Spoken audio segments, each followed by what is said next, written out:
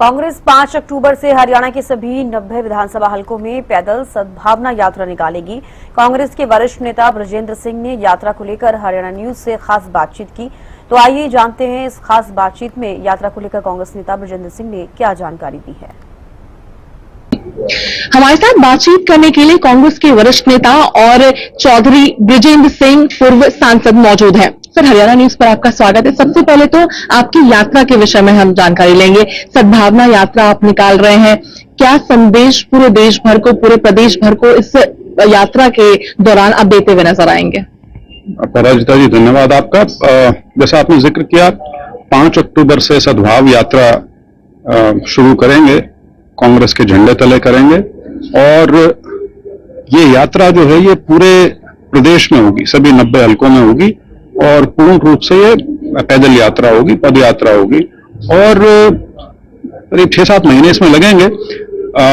जैसा कि नाम के अंदर ही है सद्भाव यात्रा, उसका साधारण हिंदी ट्रांसलेशन भाईचारा है। तो जो हमारे प्रदेश का 36 बिरादरी का भाईचारा है, जो आज के दिन एक तनाव में है बीजेपी की राजनीति की वजह से, क्योंकि वो इसमें दरारें डाल के अपनी राजनीतिक पैंठ प्रदेश में बनाने का उन्होंने जो प्रयास किया है, और मैं ये भी कहूंगा कुछ हद तक वो कामयाब भी हुए। तो उन खाइयों को गहरा ना होने दिया जाए, समाज में जो एकता है वो बनी रहे, ये इस यात्रा का मुख्य उद्देश्य है।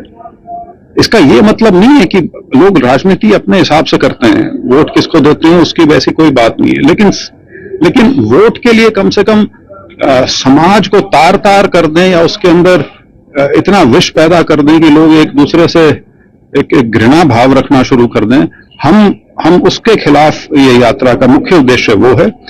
दूसरा ये भी है कि क्योंकि 1 साल के करीब बीजेपी की सरकार बने हो गया और जो चुनाव का नतीजा था उससे चाहे कांग्रेस का वर्कर हो या नेता हो या आम जन साधारण हो, सब बड़ा ठगा सा महसूस कर रहे थे, क्योंकि जो एक सेंटिमेंट था प्रदेश में वो बीजेपी को रफा दफा करने का था, इस बार सत्ता से हटाने का था।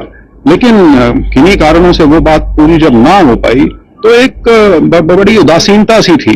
तो हमने इस प्रयास के नाते दूसरा जो लक्ष्य है, कह लीजिए आप, वो भी था कि लोगों के बीच में जाएं और पार्टी का लोगों से जुड़ाव है उसको और मजबूत किया जाए, क्योंकि लंबी लड़ाई है बीजेपी के साथ, ताकि इसको आने वाले समय में और मजबूती से उठाया जा सके।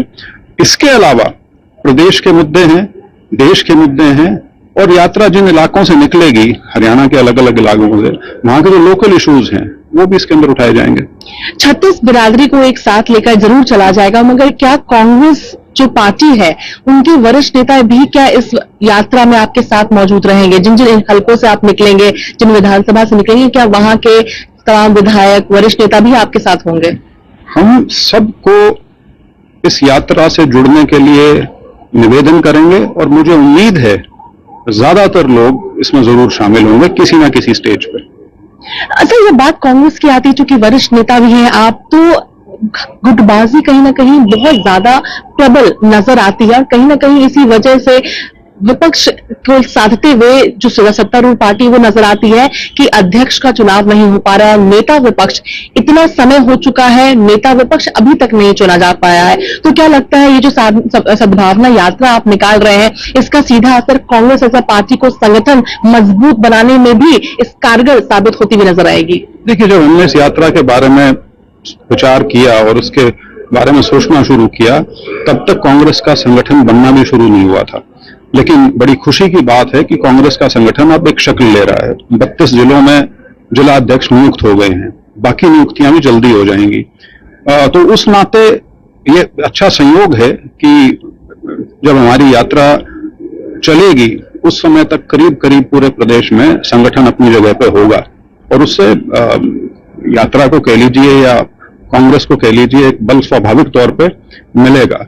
जहां तक सीएलपी और इनकी बात है, और आपने कहा कि विपक्ष आरोप लगा रहा है, विपक्ष से मतलब आपका शायद रूलिंग पार्टी बीजेपी है, तो बड़ी अजीब सी विडंबना है कि एक वो पार्टी जिनने राष्ट्रीय स्तर पर लोकसभा में 2 टर्म तक लीडर ऑफ ऑपोजिशन नियुक्त ही नहीं होने दिया, संख्या का हवाला देते हुए कि 10वां हिस्सा एमपी नहीं है तो लीडर ऑफ ऑपोजिशन बन ही नहीं सकता, उनको हरियाणा में लीडर ऑफ ऑपोजिशन नियुक्त क्यों नहीं हुआ, उसकी बड़ी चिंता हो रही है।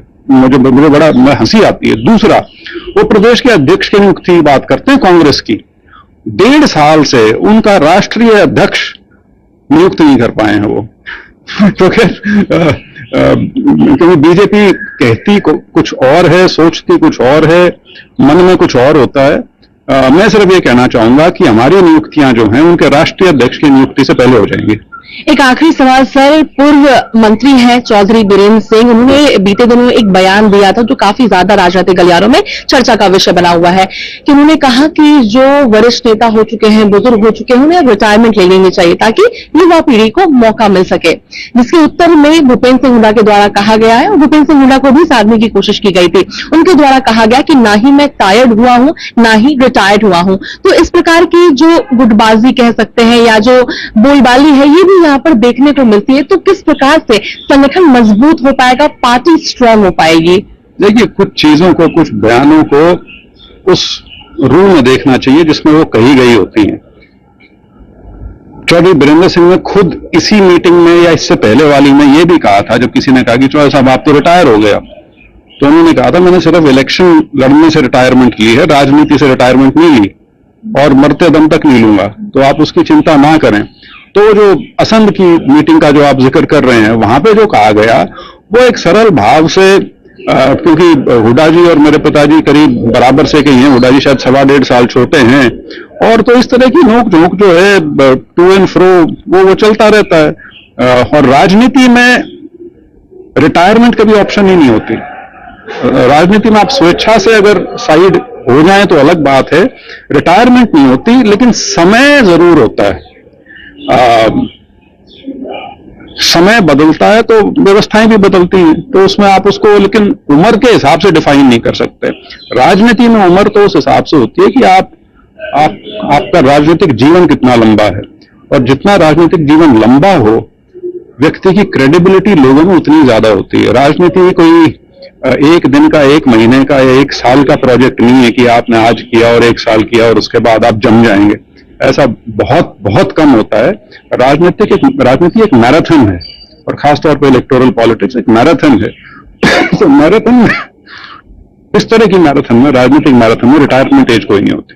धन्यवाद। हमसे बातचीत करने के तो हम सुन रहे थे पूर्व सांसद और कांग्रेस के वरिष्ठ नेता हैं चौधरी ब्रजेंद्र सिंह। तमाम मुद्दों को लेकर हरियाणा न्यूज से खास बातचीत की है। दिल्ली से हरियाणा न्यूज के लिए अपराजिता।